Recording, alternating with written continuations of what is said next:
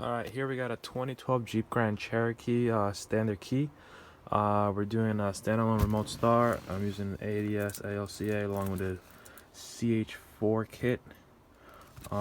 Simple plug and play. I gotta make the door pin connection for the wrap shutdown and then the parking light connection. Everything else is just off the harness.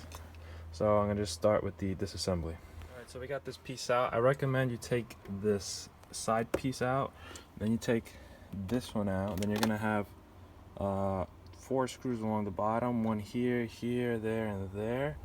Then you're gonna have to pop, then there's one more screw back here and here that you have to take out, and this front panel will come out.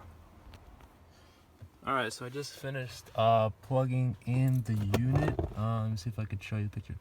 So basically, you see this area has this in the middle of it, so you have to take this out. There's two 8mm that are on it. You got to take that out so you can actually maneuver yourself and your hand and the plug up there, because it's going to be blocking this whole thing. I don't think there's any way to do it without taking that out personally.